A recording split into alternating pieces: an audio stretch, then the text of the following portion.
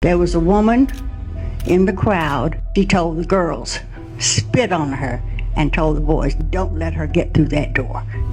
So by the time I got to the door, you can imagine spit was dripping from the dress that my grandmother had made for me to wear to school the first day. That is 82-year-old Dorothy Counts talking about the day that this picture was taken. And it was on this day, as a 15-year-old, that she walked through a hostile crowd to become the first black student to integrate Harding High School in Charlotte. This took place on September the 4th, 1957. Police barricade where you would normally drive down into the circle at Harding. My dad couldn't get there. It's a 2-block walk from 5th Street to the entrance to the school. That was the longest 2 blocks of her life. So my dad said to Dr. Tompkins, I need you to walk with her to make sure she's going to be okay, because I need to find something to park. Usually you may see about a dozen or so kids on the street outside of the school. This was not a normal day. When Dorothy stepped out of the car to look down the hill before starting her walk,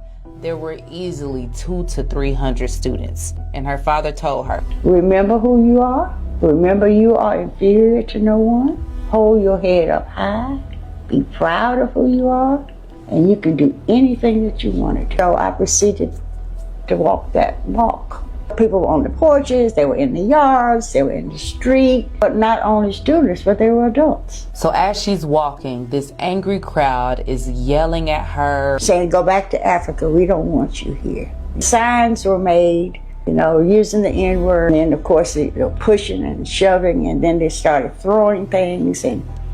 But there was a lady, her name was Miss Warlick, and she had formed a White Citizens Council when the announcement was made that Charlotte-Mecklenburg schools were going to integrate. And she pulled all these people together. And so that's when she was telling the girls, don't let her get through that door, spit on her. And that's when they did.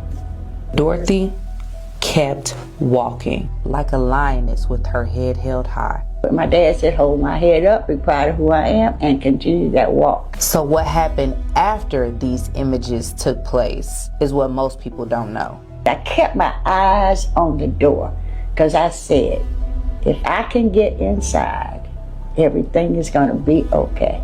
And that was not necessarily true.